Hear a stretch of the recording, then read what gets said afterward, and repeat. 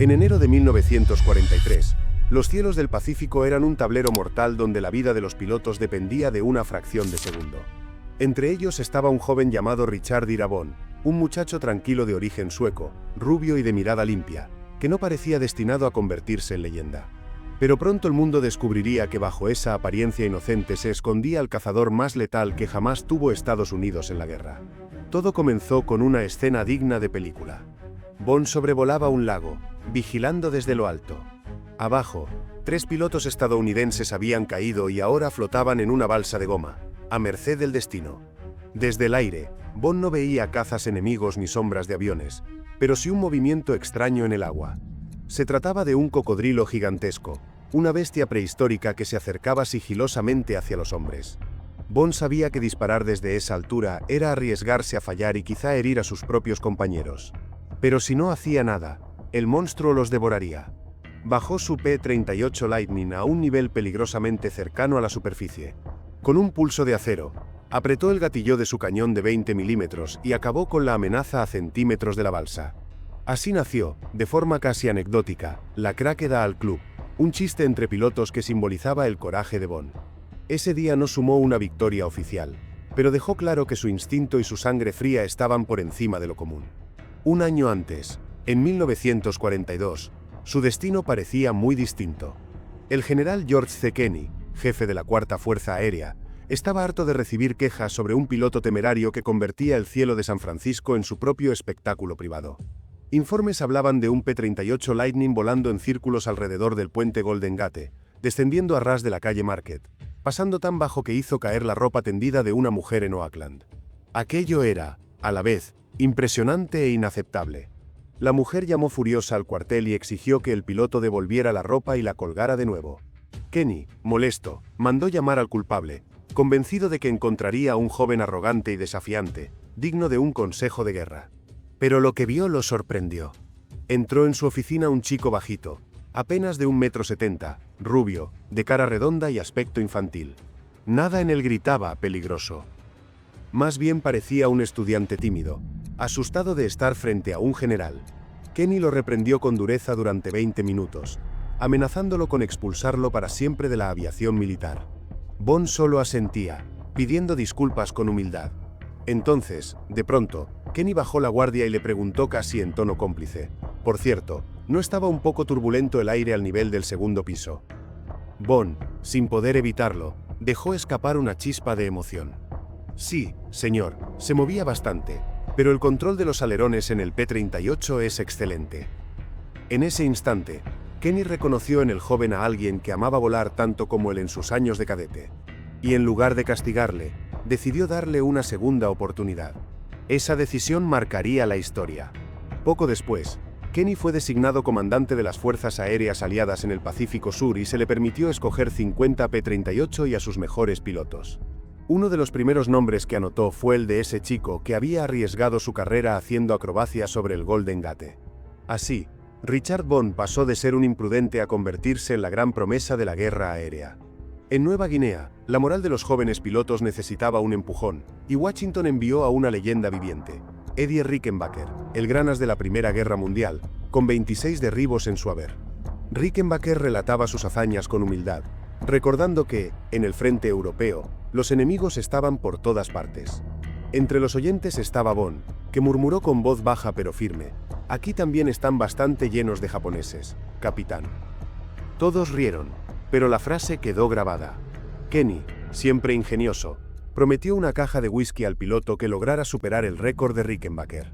El propio Eddie añadió otra caja, y hasta el mismísimo general Douglas MacArthur se sumó a la apuesta ofreciendo champaña. Así nació una competencia no oficial, la carrera por convertirse en el as de ases de Estados Unidos. En diciembre de 1942, Bond tuvo su bautismo de fuego. Radar detectó una gran formación japonesa que cruzaba las montañas Owen Stanley. 12 P-38 despegaban liderados por el capitán Tommy Lynch. El choque fue brutal. Cazas Zero y bombarderos japoneses intentaron abrirse paso, pero no estaban preparados para la velocidad y potencia del Lightning. Aunque los Zero giraban mejor, no podían competir en ascenso ni en potencia de fuego. El resultado: 15 aviones japoneses derribados, ni un solo estadounidense perdido. Bond sumó sus 2 primeras victorias, aunque en su informe apenas escribió lo esencial: hora de despegue, de combate y de aterrizaje. Sin adornos, sin exageraciones. Esa modestia empezaba a distinguirlo. General Ennis Whitehead, al conocer el resultado, dijo una frase que resultó profética: observen a ese chico Bond. Va a ser el as número 1 de esta guerra. Y no se equivocó. El 7 de enero de 1943, Bond volvió a enfrentarse con los Zero. Mientras escoltaba bombarderos hacia un convoy japonés, uno de los cazas enemigos se lanzó en picado desde el sol, una táctica mortal. Pero Bond reaccionó de inmediato. Maniobró con precisión quirúrgica, colocándose detrás del enemigo. Sus 4 ametralladoras calibre 12.7 y su cañón de 20 milímetros destrozaron al Zero en segundos. 2 más intentaron atacar, pero Bond ya estaba en modo cazador. En pocos minutos sumó 3 derribos. Ahora sí era oficialmente un as. Lo curioso era que, a pesar de acumular victorias, Bond no buscaba protagonismo. Se mantenía humilde, siempre dispuesto a ceder un crédito a sus compañeros. Tanto que algunos se quejaban al propio Kenny de que Dick Bond regala sus derribos. Un día, tras disparar y dañar a un Zero, Bond dejó que un compañero lo rematara y, cuando le reclamaron, dijo: no, esa es tuya. Yo solo lo rocé. Kenny, al escucharlo, cerró el tema: si Bond quiere compartir la gloria, mejor para ustedes. Volar al lado de un as es de por sí un trabajo peligroso, así que no se quejen. Esa generosidad, lejos de restarle mérito, lo hacía aún más grande. Los combates se intensificaban. En una ocasión, sobrevolando el mar de Bismarck, Bond se enfrentó a un enemigo particularmente hábil. El japonés intentaba todas las maniobras posibles para sacarlo de su cola. Bond, anticipando cada giro, lo alcanzó en plena subida. El Zero cayó en llamas. Era su 6ª victoria confirmada. Luego, en julio de 1943, ocurrió uno de los momentos más dramáticos de su carrera. Bond volaba junto a otros P-38 cuando vio a un compañero herido intentando escapar con un motor dañado. Un Zero lo perseguía, dispuesto a acabar con él. Bond no lo dudó. Se lanzó en picado, atrajo al enemigo fingiendo que él también estaba averiado. Bajó la velocidad hasta parecer un blanco fácil. El japonés mordió el anzuelo y se acercó confiado. Entonces, Bond encendió ambos motores y giró con violencia, colocándose detrás del Zero. Una ráfaga certera y el enemigo se convirtió en fuego y metal. Era su victoria número 11. Pero su propio avión quedó destrozado, más de 50 impactos y medio estabilizador arrancado.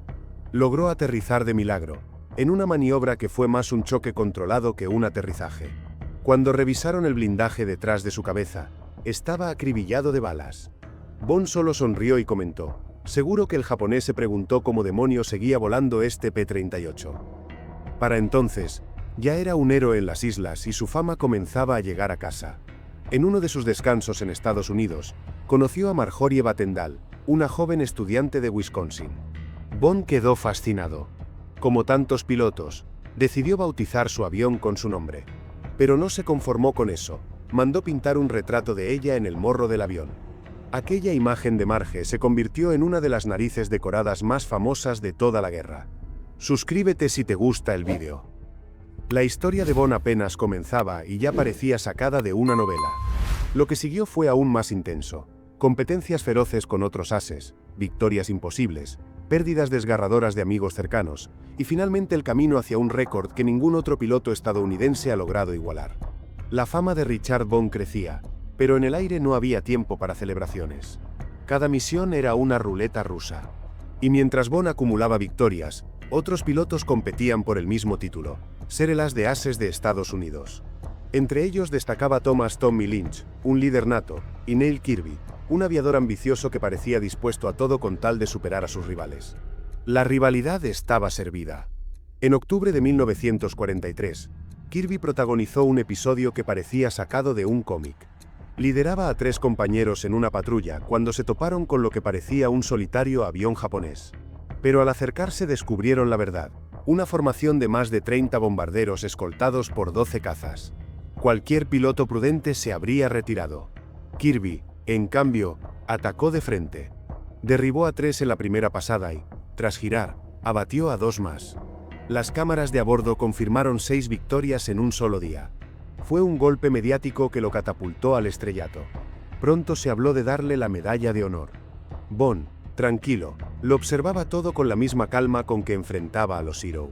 Él no buscaba la gloria inmediata, sino sobrevivir y cumplir con su deber. La competencia se volvió feroz. En enero de 1944, Kirby recibió la medalla de honor entre aplausos y discursos. Prometió seguir derribando enemigos hasta alcanzar la cifra de 50. Mientras tanto, Bond acumulaba silenciosamente sus victorias, llegando a 20 derribos. La diferencia entre ambos era mínima. La carrera estaba en su punto más alto. Pero la guerra no perdona ambiciones desmedidas. El 4 de marzo de ese mismo año, Kirby lideraba un ataque contra cazas japoneses. Derribó 2 sin problemas, pero cometió un error fatal. Persiguió a un bombardero enemigo hasta baja altura, donde lo esperaba una trampa mortal. 3 Zero lo emboscaron. Aunque su compañero eliminó a 2, el tercero disparó directamente a su cabina. Kirby no tuvo oportunidad. Su avión se precipitó y nunca abrió el paracaídas. Tenía 32 años. Con su muerte, Bond perdió a su rival más cercano, pero también a un camarada de armas. La gloria siempre llegaba teñida de tragedia. El destino parecía empeñado en rodear a Bond de pérdidas. Pocos días después, el 9 de marzo, volaba junto a Tommy Lynch cuando presenciaron una escena desgarradora. Lynch, que había acumulado 20 victorias y era considerado uno de los mejores, sufrió una falla en pleno vuelo. Una hélice se desprendió, el avión se incendió y estalló en el aire antes de que pudiera saltar. Bond dio vueltas durante varios minutos, buscando con desesperación un paracaídas. No encontró nada. 2 de los ases más grandes habían caído en menos de una semana.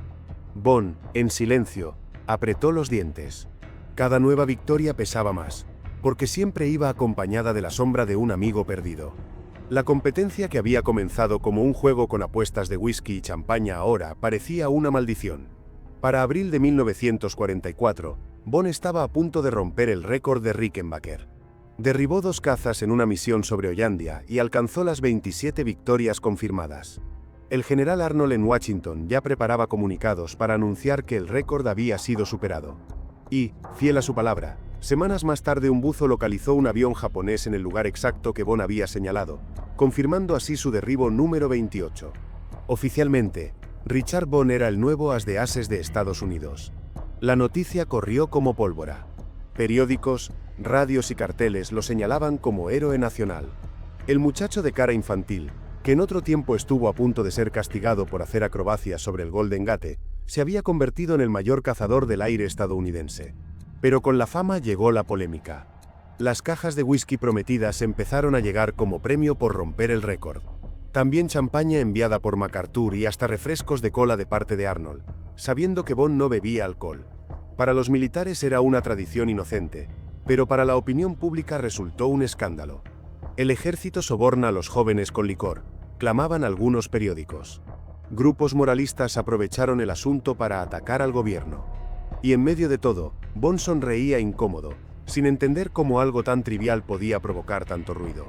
Lo irónico era que apenas bebía. En una fiesta en Nueva Guinea, el famoso cargamento de alcohol alcanzó para que cientos de pilotos apenas recibieran un sorbo cada uno. El mando, preocupado por la tormenta mediática, decidió retirar a Bond del frente.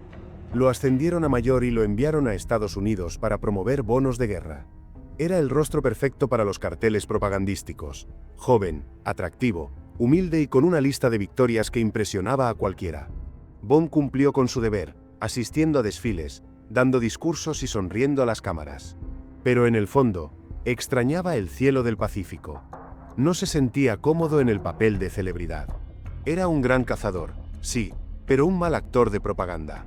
Finalmente, logró volver a Nueva Guinea, aunque ya no como combatiente directo, sino como instructor de tiro. Oficialmente, debía entrenar a nuevos pilotos en técnicas de combate. Pero Nueva Guinea no era un lugar tranquilo. Los japoneses seguían activos, y las prácticas de instrucción podían transformarse en batallas reales en cuestión de minutos. Así fue como, sin buscarlo, Bond siguió sumando derribos. Volaba con sus pupilos, detectaba un brillo metálico en el horizonte, y en cuestión de segundos lo convertía en otra marca en su historial.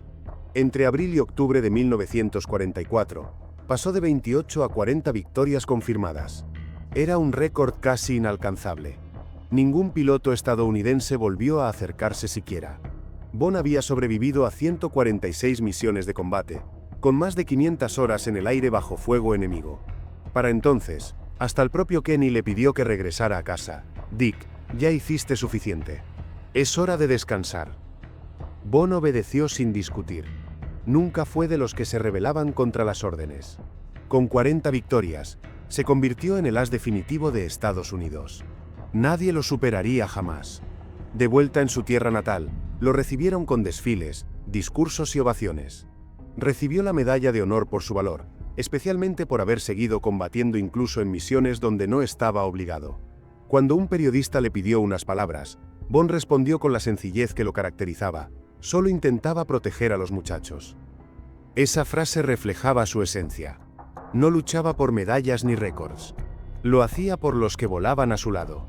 En febrero de 1945, Von se casó con Marjorie, la joven cuyo rostro había llevado pintado en el morro de su P-38. Era la culminación de una historia de amor que había sobrevivido a la guerra. Se instalaron en Ohio, donde Von aceptó un nuevo trabajo: piloto de pruebas para la Fuerza Aérea. La guerra seguía, pero él se adentraba en un territorio distinto, igual de arriesgado: los primeros aviones a reacción. El P-80 Shooting Star era el futuro. Rápido, elegante, impulsado por un motor a reacción que prometía revolucionar el combate aéreo. Von, por su experiencia y reputación, fue uno de los elegidos para probarlo. Aquello no era un simple ascenso en su carrera, era enfrentarse a una máquina nueva, impredecible, que aún estaba en fase de ajustes. Y, como siempre, Von aceptó el desafío sin alardes. La ironía del destino se preparaba en silencio. El hombre que había sobrevivido a tantas batallas, a miles de balas, a explosiones en pleno vuelo y a misiones imposibles, estaba a punto de enfrentar su prueba más difícil. Una prueba que no vendría de un enemigo japonés, sino de la propia tecnología que se avecinaba. La mañana del 6 de agosto de 1945 amaneció soleada en California. Nadie lo sabía, pero ese mismo día se lanzaría la primera bomba atómica sobre Hiroshima. Mientras el mundo cambiaba para siempre en el Pacífico, Von subía a la cabina de un P-80 para un vuelo rutinario de prueba en Burbank. Sería su última misión. El 6 de agosto de 1945 estaba destinado a marcar la historia del planeta. En Japón, Hiroshima sería devastada por la primera bomba atómica. Y en California, a miles de kilómetros, Richard Von, el mayor as de ases estadounidense, se preparaba para un vuelo que nunca olvidaría, aunque en realidad sería el último. Ese día, Von debía probar un nuevo avión a reacción, el Lockheed P-80 Shooting Star. Estados Unidos había invertido fortunas en este modelo. Era el futuro, un avión veloz, capaz de competir con los cazas alemanes a reacción que ya habían aparecido en Europa, como el temido Messerschmitt Me-262. El motor turbojet General Electric J-33 era potente, pero también inestable. Von conocía bien los riesgos. Aún así, aceptó la misión con la serenidad de siempre. A las 10 de la mañana, despegó desde Burbank. Apenas ascendió unos cientos de metros. Testigos en tierra notaron un rastro de humo blanco saliendo del motor. En cuestión de segundos, el reactor falló. El avión perdió potencia y comenzó a caer. Von intentó eyectarse, pero estaba demasiado bajo para que su paracaídas pudiera abrirse. El P-80 se estrelló en un campo cercano, explotando en una bola de fuego. Richard Von, el hombre que había sobrevivido a más de 100 combates aéreos y a cientos de horas de riesgo en el Pacífico, murió a los 24 años en un vuelo de prueba rutinario. La noticia sacudió a la nación. En la misma portada de los periódicos aparecían dos tragedias: la destrucción de Hiroshima y la muerte de la más grande de Estados Unidos. Para su esposa, Marjorie, casada apenas 6 meses antes, fue un golpe devastador. Había escuchado primero la noticia de la bomba atómica en la radio, y minutos después la de la muerte de su esposo. Era imposible procesar dos tragedias tan grandes al mismo tiempo. El presidente Harry Truman envió un mensaje de condolencias. El general Kenny, aquel que lo había reprendido de joven por hacer acrobacias en San Francisco, lloró la pérdida de su mejor piloto. En su funeral, miles de personas asistieron. Von fue enterrado en su pueblo natal, Papler, Wisconsin, con honores militares completos. Para la gente común, era más que un héroe de guerra. Era el chico de campo que se había convertido en leyenda, sin perder nunca su humildad. Su récord quedó para siempre: 40 victorias confirmadas en combate aéreo. Ningún piloto estadounidense lo ha superado hasta hoy. Y probablemente nunca lo haga. La era de los duelos aéreos terminó con la Segunda Guerra Mundial.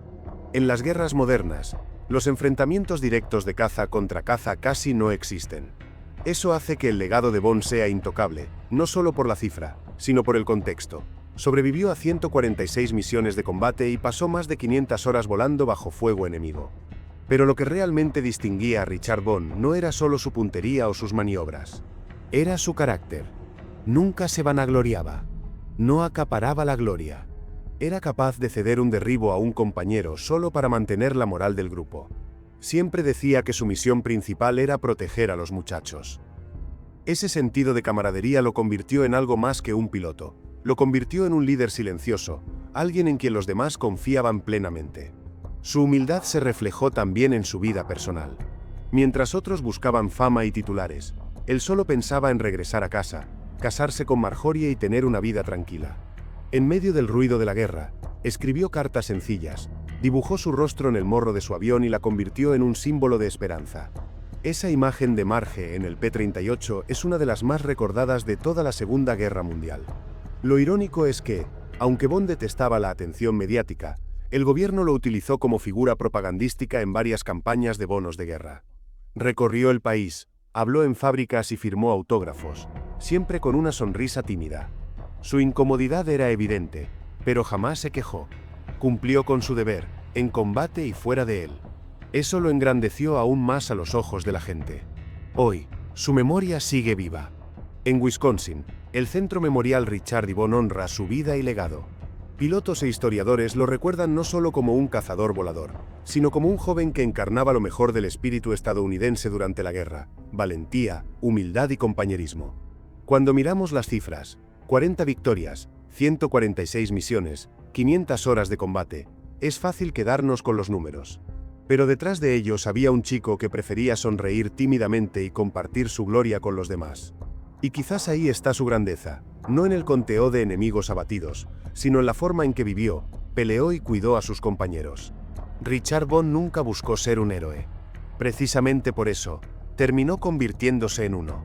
Su historia nos recuerda que, en medio de la guerra más devastadora de la humanidad, todavía brillaban hombres con principios, capaces de anteponer a los demás antes que a sí mismos. Suscríbete si te gustó el vídeo. Porque historias como esta merecen ser contadas una y otra vez, no solo para recordar las victorias, sino también para entender los sacrificios y las vidas que se quedaron en el aire.